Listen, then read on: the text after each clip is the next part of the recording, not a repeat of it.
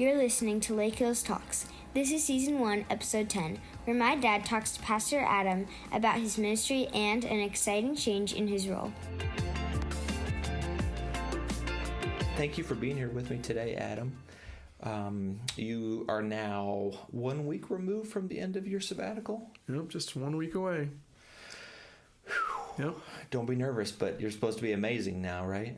Well, I don't know about that. I am looking forward to getting back with everybody, that's for sure. Yeah, I'm really looking forward to your being back as well, as Thank you. I told the church a couple weeks ago. And I haven't really had a chance to congratulate you. Man, I'm super excited for you and your wife. Baby boy. Yeah, family. And I got to see that on video and super thrilled for you guys. Thank you so much. Yeah, we're praying for God's will to be done there and for him to grow to love Jesus and to live for him. So you and Jen have a boy. Do you have any counsel for us? I love my girls and I love the man that the Lord has given us. They're all different, and that's part of God's plan. And so you just continue to keep loving them and pointing them to him and work through some of your issues and their issues, and together seek to grow to be more like Jesus. So, Adam, you've been on staff here for almost 25 years. Do you remember what month did you come? Well, we officially came in June. It was June 1st. So just to kind of give you a quick synopsis, my senior year, I don't necessarily recommend this, but this is what we were doing. My wife and I Jen and I were engaged at the time, and we were just praying God's leading. I hadn't sent out any applications, nothing. And so the church I grew up at in Ohio had suggested, hey, why don't you come back and work as a lay youth guy here at the church? What's the name of that church? Emmanuel in Talmadge, Ohio. Emmanuel Baptist? Emmanuel Baptist in Talmadge, Ohio. And actually, one of the guys that I grew up with is now the pastor there. So Matt's doing a good job there. But so we had been praying about that and came home for spring break. The pastor there was going to marry us. We had been doing some marriage counseling with him. And we pretty much were like, well, evidently this is where the Lord would have for us. And so we got back to school. We had gone to Bible college in Wisconsin, and it was almost as if the Lord said, you know what, you've been patient with me. You've been patient thus far. Why don't you just wait a little longer? And that week I got 2 full-time and a part-time position that kind of came across my desk, so to speak. And as I kind of looked them over, I pursued the Lake Hills one first. And Pastor Bigelow, who was the pastor at that time, had came up to Wisconsin and met with about 6 of us. And then he and I talked a number of times on the phone. And then we came down and spent a weekend here with the church family. I got to do an activity with the students on Saturday and met with the deacons on Friday night over at the Van Treese home there in St. John, and just got to meet a lot of great men and some of their spouses, and then taught on Sunday and just had some other interviews. And they ended up that Sunday night, we were actually meeting in the gym for church at that time. That was when the church, the auditorium, the sanctuary was being remodeled. Mm-hmm. And so we were over there and distinctively remembering the church voting, and we came over to the office, and a couple of the men came over and said, we'd like to call you to be our next youth pastor. And we were a little overwhelmed. It was such a great visit. So we said, well, can we pray about it for a few days? So then we had that 3.5 hour drive back to Wisconsin that Sunday night to process it all. Uh-huh. Right. And then we ended up accepting, and I graduated May 5th. We were married May 20th, and I started here June 1st. So wow. Yeah. Wow. So from in less than 1 month time, then you had the 3 biggest changes maybe of your life. Yeah. Other than your conversion. Yeah, super exciting. I mean, we literally didn't have a place when I graduated. We brought everything down here. There was a room upstairs, top of the stairs in the family center that was open at that time, and we pretty much had everything that we owned in like a 10 by 10 space, put it all there for the time being. And then Pastor Bigelow was able to find an apartment for us. Our first apartment was at Camelot Apartments right by Reeder Park. And so my mom and I and Jen and her mom were able to come down a week before the wedding and moved everything into the apartment, kind of got the apartment set up. So when we came back from the honeymoon, we came down here and had a couple days just to chill and take a deep breath and get going. Wow. So your whole marriage life has been here at Lake Hills. Yeah, and that's one of the things that I think is one of the reasons why we just absolutely love being here, is because, this is where we've started our family. This is where all of our kids have been born. All of our kids have come through this family. And, I've got 2 through student ministries and 2 more in student ministries now. And we've tried to stay out of the way, allow them to be students just like any other student. And I feel like it's been a good thing. I'm sure that they've had a hard time, with their dad being the youth pastor at times. But it's really just been a joy to be here at Lake Hills, here in Northwest Indiana. Jen and I have tried to put ourselves in the community as much as we can in different facets and different ways, and we've enjoyed that as well. Yeah. Well, so that kind of segues to the next question that I want to hear from you about. I mean, 25 years, 20 to be technical, but what is it? It's August now. No, it's not August. It's July 26th right now on the day that we're recording this. And so you're close to being 24 years and 2 months in. You said June, right? Yeah. Yep. So this coming June will be 25 years of your being here. Why stay in the same place for so long? When we first came, there was some couples that took us under their wing, and we just felt as family. Soon after coming and just connecting with the students, going through different growth times, as like for one of the things that was hard for me was realizing that student ministries is a constant turnover. But and so it's like you raise up some, and then you send them out, and then you raise up some more, and then you send them out. And I don't know, there's just something that about us planting ourselves here, and like I said, being involved at Lake Hills, being involved in our community, being involved with our kids in the community and within their school. It's just been, I've just loved connecting with the people and seeking to point our folks and the folks in our community to the Lord. And Lord's blessed us with 4 kids. Caitlin and Trevor now live in South Carolina. They just got married. Jordan's a junior in college, and McKenna will be 16 soon, and Brooklyn will be 14. So kind of a fun fact that most people probably don't know about our kids is that all 4 of them have been born in September. So wow. Yeah. So you got to take out a little loan September and August maybe. Yeah, it's a lot of fun. We have a good time with it. Caitlin and Jordan, 2 years apart, born the same day. So okay, cool. Pretty neat. So. And Trevor is Caitlin's husband, of course. They've been married now for like 3 or 4 months or 5. January, so it's hard to believe it's been over 6 months. They're in their 7th month now, so they're actually out in Idaho right now celebrating a wedding of one of their friends. So, have you ever seriously considered going somewhere else? What's interesting about that is. I tease that maybe it's me, but no, I'm just kidding. But you are the 3rd lead pastor that I've had the privilege of being able to partner with and work together. And so you can imagine 2 times throughout my ministry just a little bit of uncertainty. Sometimes in some cultures and some churches that when a new lead pastor comes in, it doesn't necessarily always work out for people that are under them to stick around. So there's, in both of those situations, I sensed a little bit of uncertainty.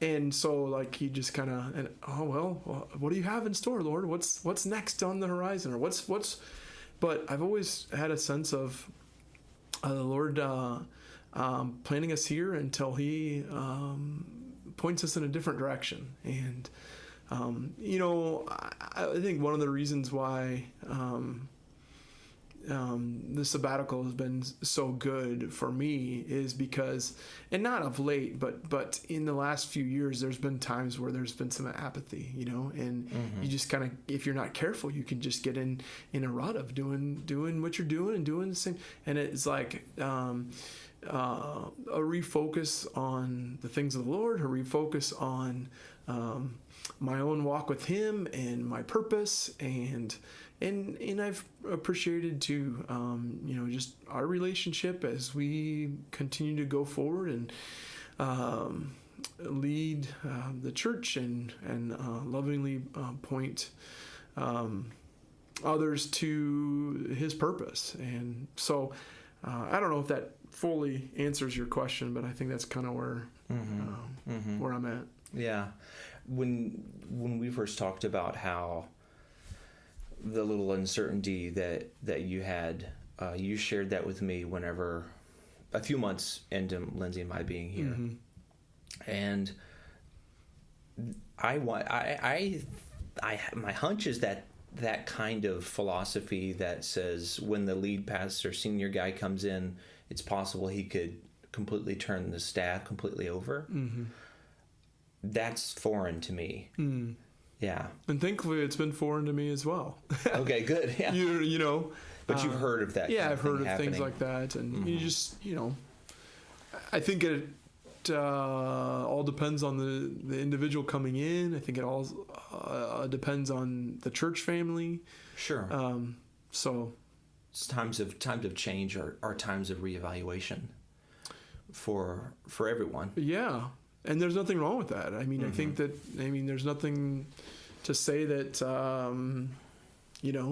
6 months or a year from now, collectively, the church may say, you know what, Adam, it's time for you to, and I would, I need to be sensitive to the Lord's leading there. And I pray that that's not the case, but who knows what Lord has in store. So what was that person that we were listening to at some point, Adam?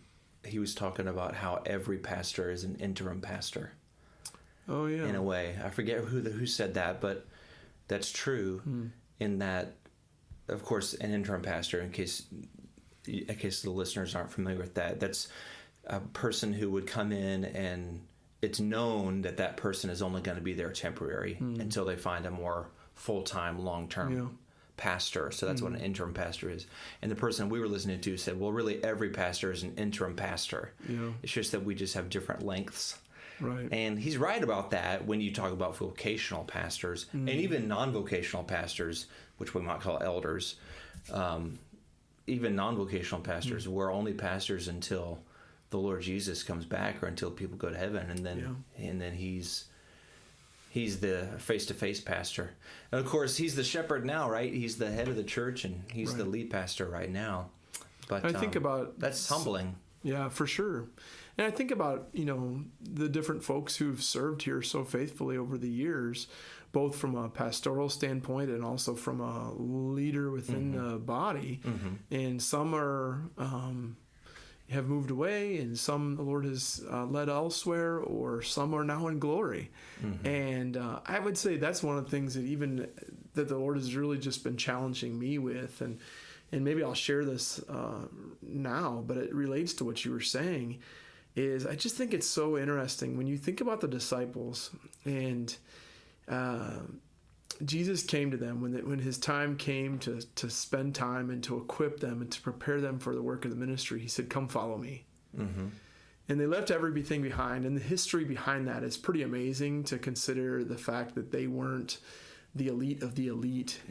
They weren't able to pursue a rabbi in the day because maybe they weren't the top-notch ones, but this rabbi came pursuing them, and they dropped everything. They were serving. They were doing the work of their family, whatever that may be. And he said, "Follow me." And long story, but he taught them, he equipped them, he showed them, he gave them opportunities of ministry. And then their world was rocked upside down when he was brutally beaten, crucified, buried, and then 3 days later rose from the dead. And then he spent over a month with them in review, going over the things that he had been teaching for the last 3.5 years. And I love this, and this is it's really kind of been my heart of late, and just really been the Lord been challenging me with this is his final words before the ascension really should be our first priority. Mm-hmm. And we know that as the Great Commission. Mm-hmm. And he's there before them, just before he ascends up into heaven. He says, come, or go and make disciples, mm-hmm. right? And that's the Great Commission that we know.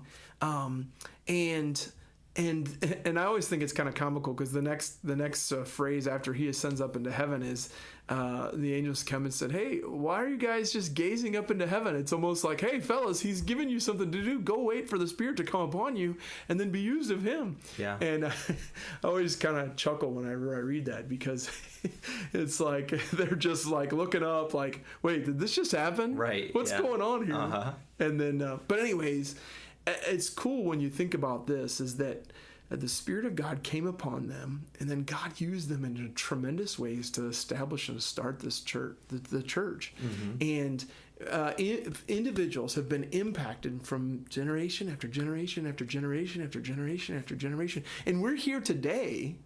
Those heroes of the faith, those who took on this first mission, they're no longer with us. Mm-hmm. They're in glory. And the truth of the matter is that in 50 years from now, we're going to be gone as well.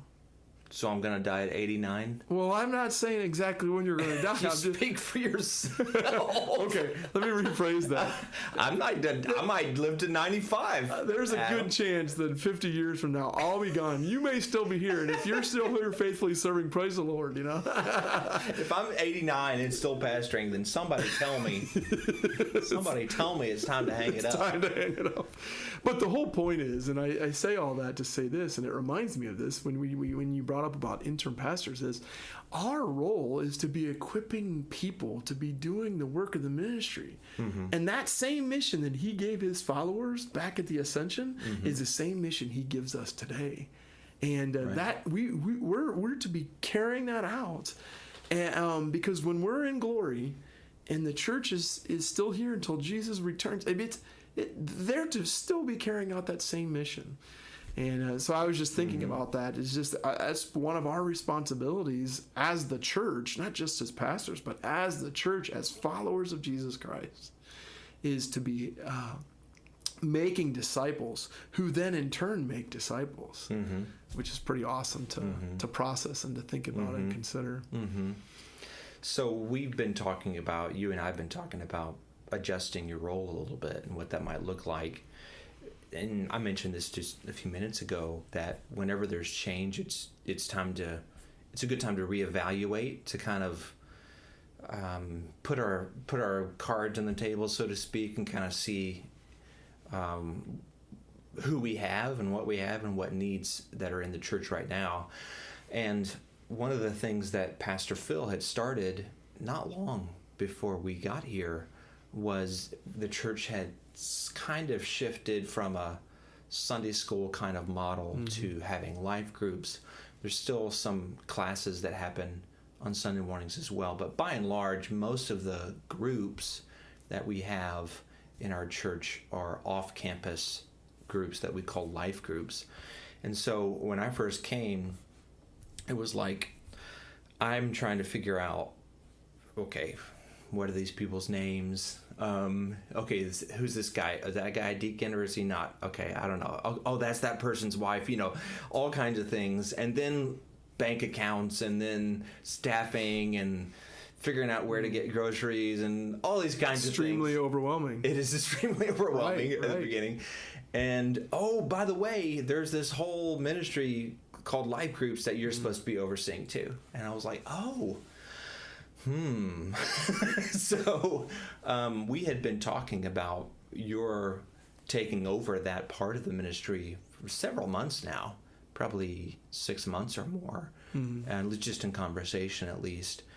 But we're actually ready to actually make the shift, to actually tweak your title a little bit, to go from pastor of youth pastor in men's and sports, is that right? To pastor of students and discipleship, or do you want to put discipleship first? We can do that too. Pastor of students and discipleship. But you want to expand it beyond, though, just life groups. And it seems like that word discipleship, it comes out of your mouth a lot, and it has since I've known you for the past year. So to me, it seems like a natural next step, I suppose, in your ministry to serving the Lord for nearly 25 years in student ministry. Well, now the students they're grown, and some are still here, some are at other churches, others have made decisions that we hope they would come back to the Lord, and that's certainly not all on you, Adam. I hope you know that. If any of it is on you, brother. But so it seemed like a natural kind of step for you to start expanding your role a little bit, not just students. You've been here 25 years. Surely you should have a little bit more responsibility than students only, So that was a lot of words that I just gave. So what excites you about this new addition to your role? Well, in student ministries has been my primary objective, but I've had, since I came, it was first students in children's. Oh, okay. And then, 3 years into it, it was like we were in a position where we really could work on some things as it related to men's ministry and women's ministry. And so we had a gal in the church, Cindy Paulson, who has been a teacher for years, and she came on as children's ministry director and women's ministry director. And then I stepped away from the children's ministry, and then both men's and sports have been something that I've really embraced and really enjoyed doing. So it's never been just students, is what you're saying? Yeah. Right. And so, as it rarely is the case. Right. And by no means, as our students think about some of these things, I mean, my primary focus is going to be on students.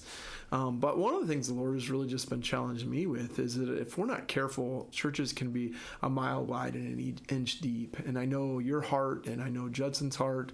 And I would say that even one of the things that we're going to be doing over these next few months, I believe, and you can speak to this if you need to, but I know in one of the other talks, you and Judson had talked about his role in doing some basic Christian education key aspects, and so really just kind of helping us to be thinking through scope and sequence of how we help individuals within our community and within our church get from point A, so to speak, to point B, and that whole process. And so that's kind of been my heart in thinking through this, is that as we help them to be more grounded in the truth, more grounded in the Word, having better grasp of who they are in Christ, and then what does that look like as it relates to the mission that He's given us. And so I'm looking forward to working alongside you guys as we seek to connect our church better, and also helping our church family just to have a better grasp of the role that each of us are called to. So I will continue to oversee, all of student ministries, and then, my desire is to continue to be equipping leadership from both a student and a leader perspective in that position. But then I'll be focusing the, so to speak, discipleship efforts of our students and leaders and men and women within and around Lake Hills. So specifically, that'll be including oversight of life groups. Also something that we've started, it's just kind of been a quiet thing that we've got going, and will continue to be something that we work towards, is D groups. And this is groups of 3 to 5 men and 3 to 5 ladies that are meeting weekly, doing practical spiritual disciplines throughout the week, and then coming together for accountability, encouragement, and what they've been learning from God's word, memorizing of scripture, praying together, and just encouraging each other as it relates to living out our walk of faith. And then the desire behind that is that we're to be replicating our lives, and really replication is a crucial piece of discipleship. And I think that's important. I think sometimes we can get excited about the evangelism aspect of things, but it should be important for us to be thinking about how we come alongside others and help them and grow in their walk of faith. I heard this illustrated once. I think it's a great reminder to us is we would never just leave a baby in the crib. They came into the world. We would never give them a bottle and say, great, feed yourself. I'll see you a little later. We'll catch up when we can. Right. No, you're there. You're nurturing, you're feeding, you're making sure that they're safe. You're providing all they need for them to grow and develop into the individual that God would have them to be. And learn to feed themselves.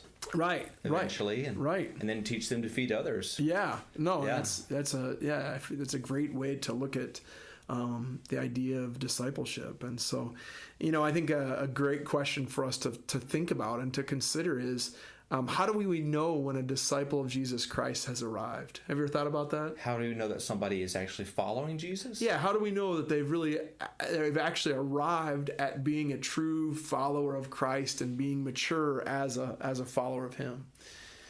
There's different markers. That are different. I already said it, different markers, but one book that's been influential on me about this is. It's called The Vine Project. Actually, I think I gave you a copy of that. It's one of the ones I haven't got to yet. It's one of the biggest ones, maybe. Yeah. It's on my list. I was working on a bunch during sabbatical, and it's a pretty thick one. So Philip Jansen and Tony Payne, I think, are the authors. They're from Australia. So good day, mate. Let's put another shrimp on the barbie. Usually about this time length in the podcast, I say something dumb. Well, I always appreciate it. I haven't done this much, but you and Judson do a really good job of just having fun and laughing throughout the podcast. Mostly he laughs at me, and that's okay. I appreciate that. No.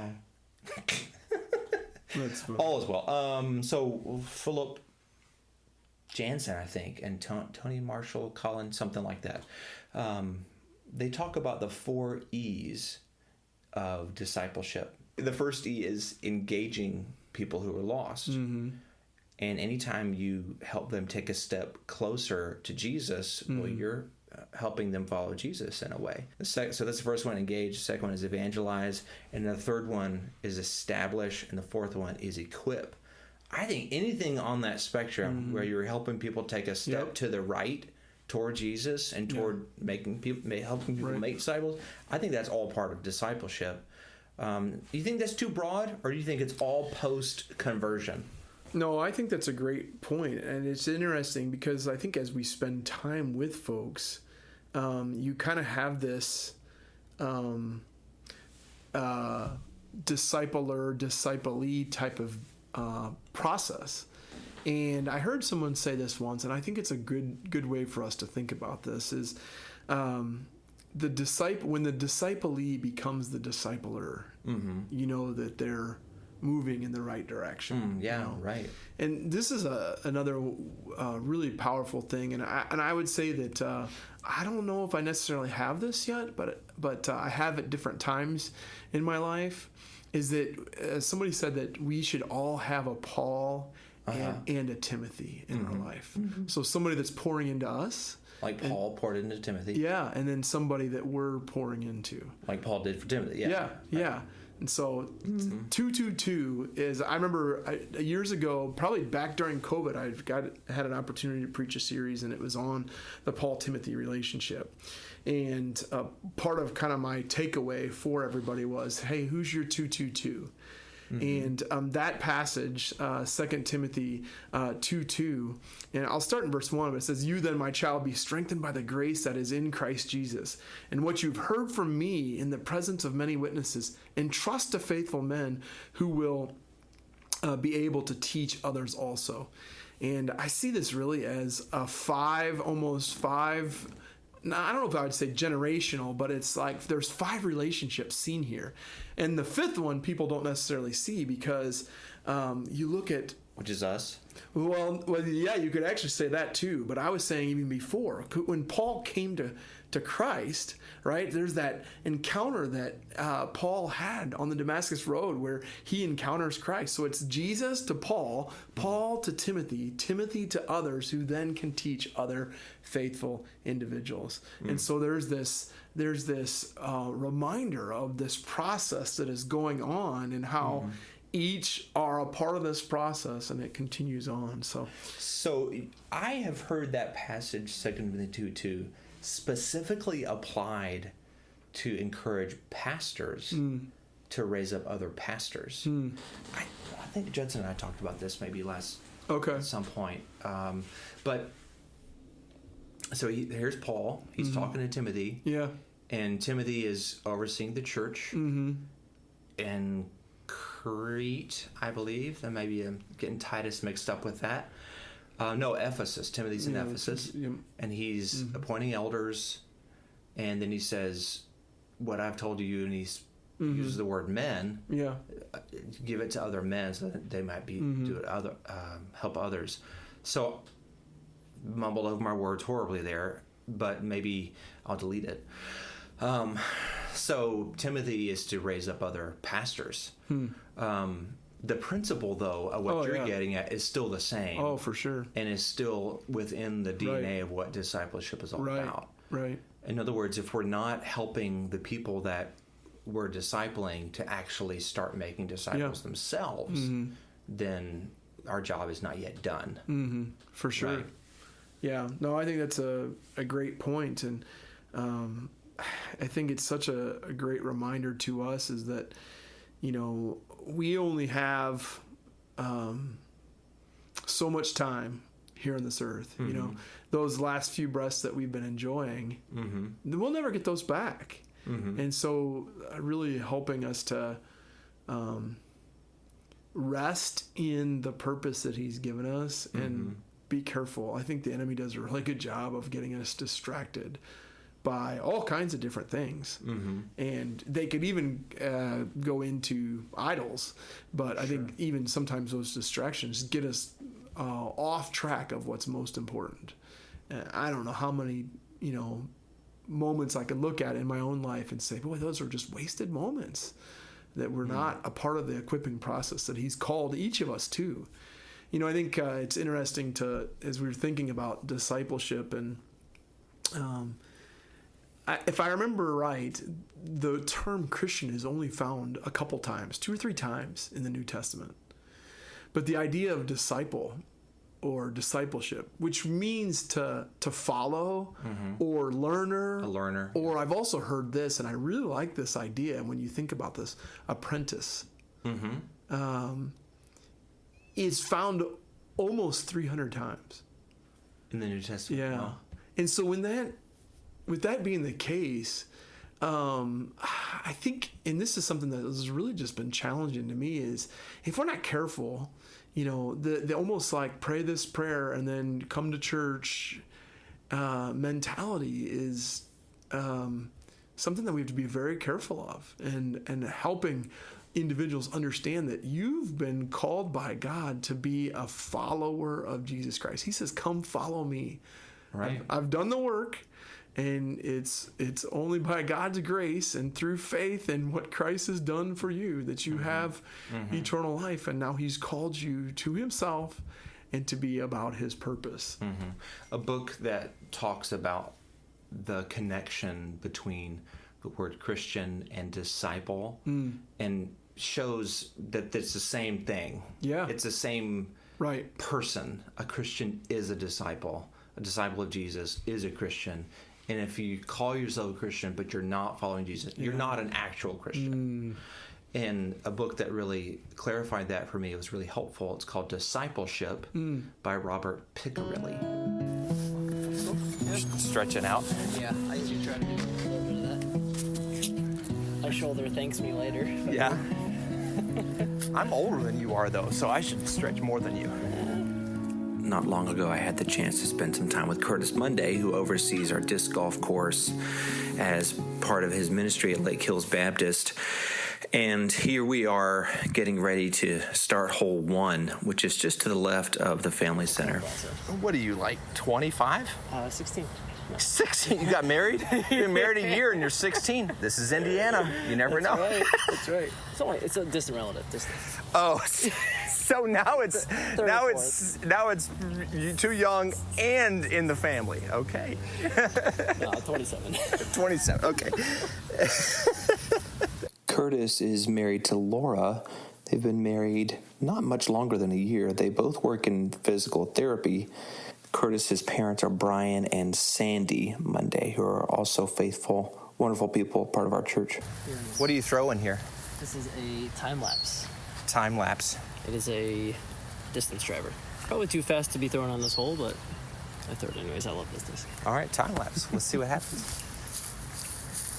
Curtis is a very good disc golf player. He's much better than I am. So right here, he just flicks the disc easily, probably 250, 260 feet or so. What are you thinking?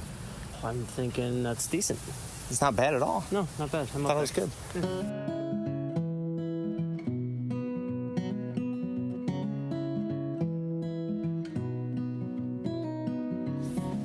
Curtis, we're on hole 12. We just finished a round. Thanks for playing with me today. Thanks for playing with me. How long has this course been around? 2016, I believe, was the year it was put in. So 8 years. 8 years already. Okay. Before I was into disc golf. Have you ever heard of a church having a disc golf course other than ours? There is one other that I know of, but that becoming a thing has not been a thing in the past. I would say that is relatively new for a church to do. So, Curtis, you've been working on the course with Pastor Adam for a while, and he's recently kind of handed over the reins a little bit to you. Mm-hmm. And a lot of people in the disc golf community know about our course. Yes. But actually, it might be a greater percentage of the disc golf community that know about our course than people in our church. I would agree with that. They know about the course, yes. You know? Yep. So tell just normal church person that doesn't know anything about disc golf, what happens here and why are people coming here? Yeah. Our course is a very, very nice course. I get compliments on our course all the time. Anytime we have events here, anytime I catch people playing our course, I'm always getting compliments on, the course design is great. It looks great out here. So a lot of disc golf courses, unlike ball golf courses, they're not funded, they're not maintained well, they're just baskets in the middle of the woods. So when you find a course that has any type of maintenance and upkeep at all, it catches the eye and people want to play a nice looking course. It just has a different feel to it. Sure. So I think that's a big draw to our course, and I've also heard a ton of feedback too that there are a lot more friendly, smiling faces here, and that there's people describe it as a very positive vibe or a very good feel to when they're here and how things are done here. Obviously we know what that is, but I don't think they've quite discovered that yet. Yeah. And that leads me to the goal of this. Like, why have a disc golf course on a church property? Yeah. I mean, it brings people in. It's a way to get people on our property. It's as easy as it comes, right? So we're called to make disciples, we're called to spread the gospel, and we're called to go into the world and do that. And that's absolutely what we're commanded to do, but it doesn't get much easier when those people come to you and they're on our property, they're waiting to be evangelized and talked to. I mean, it's... Yeah. Are you telling me to go share the gospel with everybody in the disc golf course when I can? Not necessarily. Maybe throw a round or two with them first, get to know them before you go right for it. Yeah. But I will say from experience, I mean, I've gotten to know a lot of people out here really, really well. It's almost every time I'm out here, I recognize somebody that I see. And it's an ongoing conversation of, hey, how's it going? How's the family doing? And oftentimes we're talking about God and what he's been doing in my life and just his goodness and his creation. We look at the course, how beautiful it is, talk about his intricacy and what he designed and how well he designed everything. It's really good. Mm-hmm. I wonder if there's a connection between the kind of vibe that a disc golfer has. There's a certain kind of person, you might say, that plays disc golf. It's kind of off the mainstream. Yes. And I mentioned this earlier. I don't know if it'll get on there or not, but those are the kind of people that Jesus tended to have an eye toward when he was on the earth. Yes. The people that were not not the quote unquote mainstream, most popular kind of person, Totally. So that's I think it's really cool. It's a really cool opportunity. It's very cool. Is it hard to play disc golf? Let's say there's somebody in the church that says, I would love to, maybe I don't know anybody don't know many people that aren't Christians, and I would love to have an opportunity to meet somebody like that, to engage them, but I don't know that I could really do that. So is disc golf difficult? Not at all. So it can be as simple or as complicated as you want to make it. It's not a sport where it's you versus everybody else, although there's competitive levels to it, but it's really you versus the course. How much better can you get on your own against your previous score? So it's really a game against yourself. So it takes away that competitive edge or that edge to sports that people don't want to get involved. I think that's why so many people play it, is because you can make what you want out of it. It's very, very low stakes, if you will. And it's not expensive at all. I mean, you could get a starter pack of 3 discs for like $30 at Dick's or something, or on Amazon, and then you can play right then, you know. Knowing the disc golf community, if you find a couple of people out here playing and they find out you're a new disc golfer, they're probably going to hand you a couple discs too, just knowing how they operate. Yeah, it's very, very likely. I had a couple of discs given to me by Jeremy Archer when I first started playing. There you go. And I gave a disc away to a brother as well. So it's very common out here. Yeah. It's great. So there's something else, though, that's on our church property it's an opportunity for people to pray and to think about the Lord and maybe meditate on his word throughout the whole course as well. You want to say a word about that? Absolutely. So we also have a prayer walk, which is what you're referring to. And this prayer walk or prayer trail runs through our property along with the disc golf course. And it consists of different stations, prayer stations. Each has a bench and a little sign indicating where that's located at. And sometimes prayer can be difficult for people, I think, if you don't know what to say, what to pray about, if there's nothing specific on your heart. And the prayer trail really kind of helps with that process. Each station is a different word. May it be thanksgiving or may it be gratitude, whatever it is. It gives you a subject to spark thought and then gives you something to pray about along the trail. Yeah. And it's, like I said earlier, it's a beautiful place to be. We have a wonderful property. God has really blessed our church and given us an amazing piece of property. And it's quiet. It's puts you almost in a space of solitude and really can improve your walk with the Lord. And essentially, if that's not your thing, I found that's something that disc golf has done for me. So if I'm out here alone, it gives me opportunity to clear my head and talk with the Lord, and operates the same way. It's really cool. Yeah, right. Yeah, I've definitely taken advantage of this place many times. Every week I'm spending time out here, even if it's just 20 minutes just to pray. And yeah, I love it. I'm really thankful for it. And anybody in our church and anybody in the public really can come and enjoy this anytime they like. There are people here basically every day playing disc golf and spending time here. And we're thankful for it. And we want our church family to take advantage of it. Absolutely. Yep. Thanks for spending some time with us today. Thanks.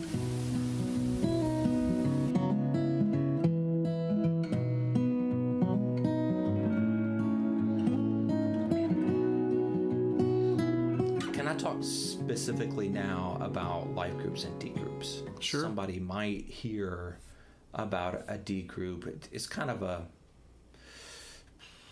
not necessarily a really formal thing. We're not like promoting it from like the stage or anything, but I know that some men and some women are in a D group and maybe they're invited to be a part of one, somebody else might be invited to be a part of one, why would you say that somebody should consider being a part of one? Or would you just maybe tell a little bit more about what it is, and then Sure. Sure. The first question. Yeah, so last year I started a D group, and Diane Tipton started a D group, and we spent a year together with our group. And then this year, I think there are 4 ladies groups, and there are 3. There's supposed to be 1 or 2 more. Lord willing, they were started over sabbatical, but I have not reconnected with those guys yet, and so I'm excited for that. I know one was started last week. Oh wow! Okay, Yeah. Great. Well, praise the Lord for that. I'm excited to hear how God is using it, but so what those look like is that throughout the week you study God's Word.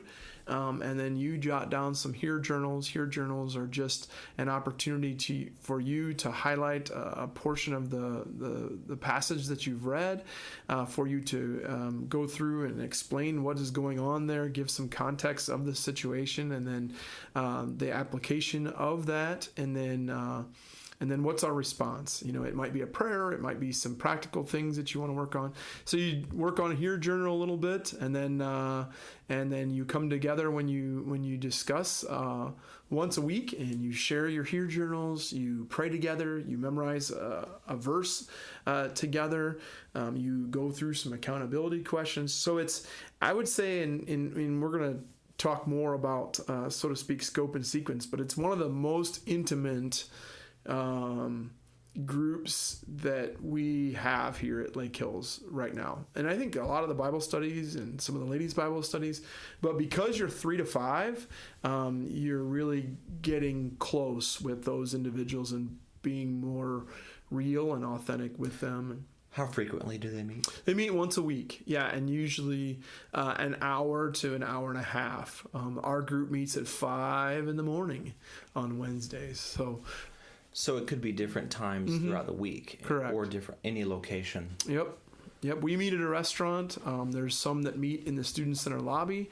There's another that has met at a restaurant, has met over here. Some have met at the house.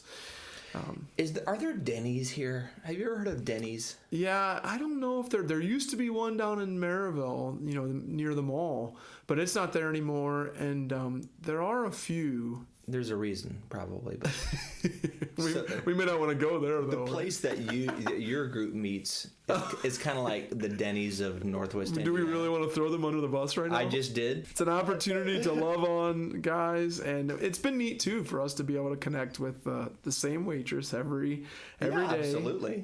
So that's been really That good. is a good thing. But we love it, and then the desire behind it is that 1 or 2 or 3 or 4, depending on how many are ready, would be able to take and have their own D group the following year, where they're just lovingly challenging each other to be in God's Word and praying for each other and praying with each other. I've been challenged to, we encourage our Awana kids to memorize God's Word. Well, how many of us as adults are memorizing God's Word? So that's been a real challenge for me. And the older I get, the harder it is to memorize. But so I guess I'd say that as an encouragement to those of you that say, man, I'm having a hard. I get it. But I think it's important for us to be meditating on God's Word and hiding it in our hearts. Can you invite somebody who's not a Christian to a D group? So there's a couple different thoughts behind that.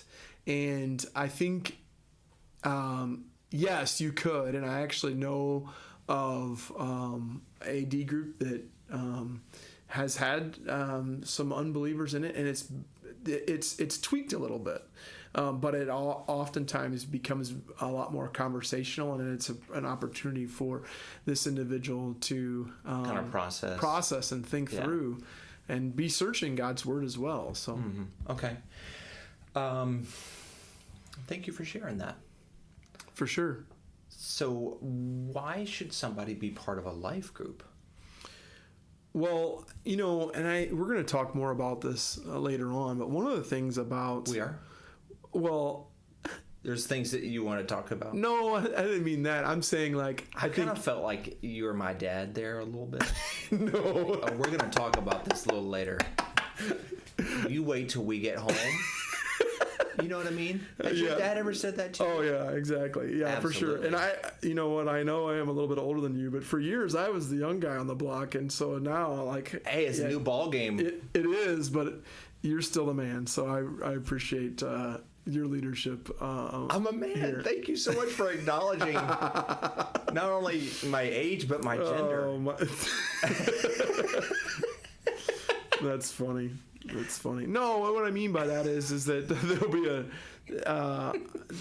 as we think about some of the things that you and Judson and others are processing as it relates to just some key truths and some key doctrinal teaching that we want to be doing within the Sunday morning electives. That's going to be a lot of content driven. I think life groups are going to be a lot more relational driven. Right. And I think that's an important thing. I mean, it is. As much as the sabbatical has been great, one of the things that I've hated is the lack of relationships.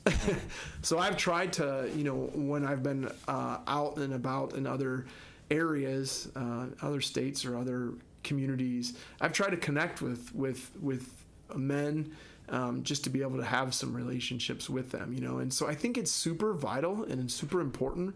And the enemy wants to isolate us, of course, and he wants us to be by ourselves, and so we need each other. We need relationships. Something else and so I feel like life groups have been very much about our church. And I think that there's maybe a balance in trying to think through how can we be life groups about our people, but then also how can we be life groups about our neighborhoods. And there may be some folks that get fired up about this to where they might say, hey, myself and another couple in our neighborhood, we're going to start a life group and we're going to invite neighbors in and we're going to have a meal a couple times a month and just do things that allow us to get to know each other. And then through that life journey that we've had, be able to share and introduce the gospel through that. So I think there's a couple different ways that life groups can go. We've been mainly using life groups as ways for our church family to be able to build relationships with each other. And that's huge. I think that's important for us to pray together, for us to discuss some scripture together, for us to see how each other's doing, what's going on in each other's lives. How can we be more of an influence in our sphere of influence, wherever it is that the Lord has us.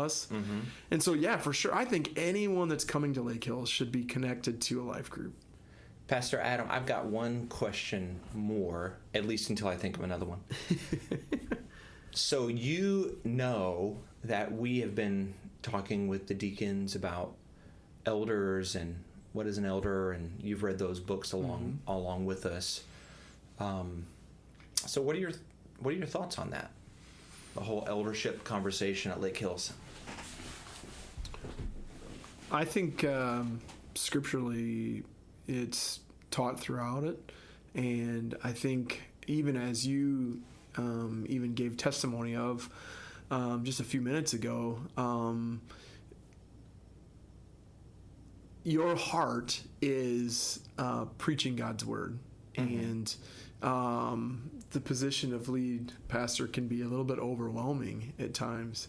And I think the more that we can have individuals who are equipped and who fit the criteria of an elder / pastor within the church, to be able to take some of the different roles. And, we've always been about missions, but could we as a church be more missions minded and helping our people have a better grasp of what our missionaries are doing? Can we be thinking about area ministries and how to potentially plant or better equip other men to be pastors? And so maybe these are things that roles that others can play. And I think there are some individuals that are ready to go, and that with some additional equipping can be a part of the team here that could just continue to make Lake Hills more of what the Lord wants for us, which is exciting.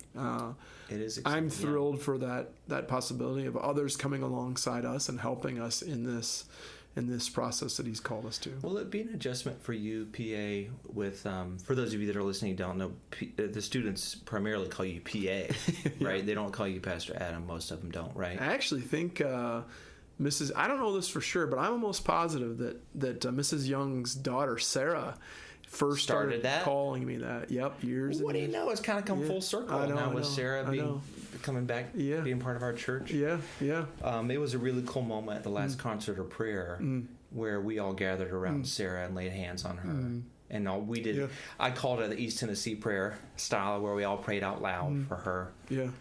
So I pray that was really impactful for her. I missed that and can't wait to see her. I'm looking forward to that. Yeah, absolutely. Well, they're on vacation now, so they don't want you there, so you can't go. Right. No, but you have always, your whole ministry, and now most of your life. Now, the majority of your life has been spent in ministry. Over 50% of that, what are you, 45? I just turned 47 last 47 Sunday, yeah. So 25 years of ministry and only 22 years of not serving the Lord.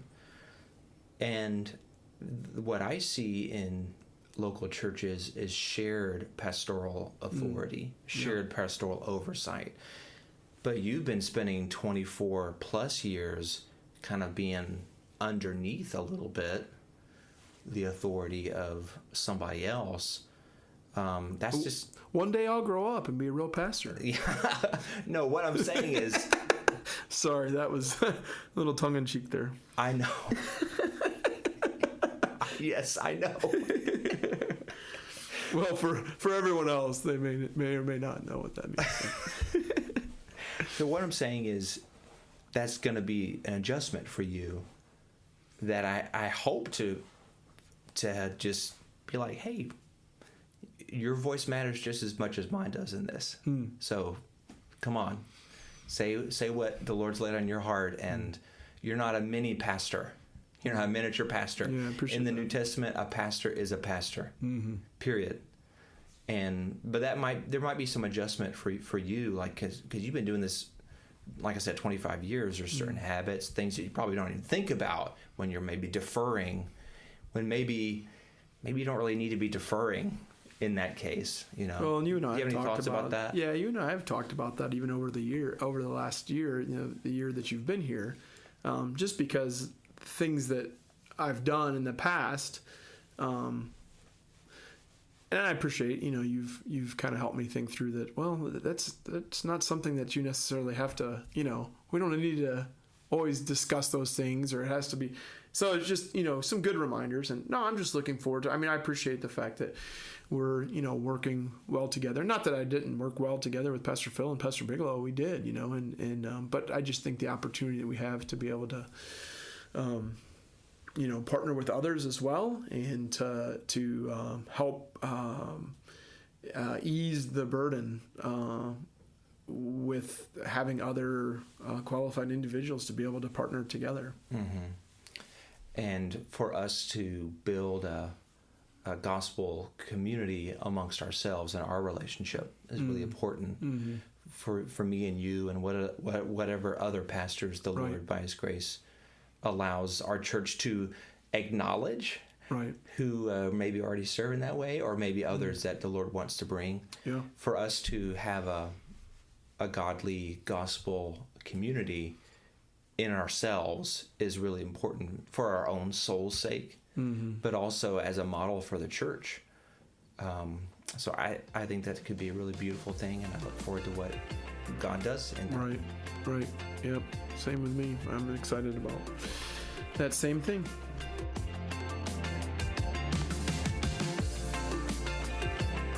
That was Season 1, Episode 10 of Lake Hills Talks. Thanks so much for listening to this season. It's the first ever season we've had, obviously, of this podcast, and perhaps we will have more if some of you or many of you say that it was helpful for you. We hope it was. Thank you so much to my friend and deacon extraordinaire, J.D. Judson Schmucker. Judson, it was a privilege to record these with you, brother. Thanks so much to other guests and to Jen Young. This could not have happened without Jen, who worked behind the scenes to edit and upload and write synopses and provide general positivity. Jen, thanks so much for your help for this. Love you, church family. If you are listening as a guest and you're not part of our church family, if you don't have a church, aren't part of a church, or are interested in learning more about God and the glorious gospel of Jesus, you're welcome to be our guest at 8:30 or 11 a.m. any Sunday in Schererville, Indiana. Or if you are a fellow brother in Christ who has a good church family, you're part of our team. We know that, and we love you. Be thankful and be faithful to the church God has sent you to. For more information about our church, go to lakehillsonline.org. God bless you all. Bye-bye.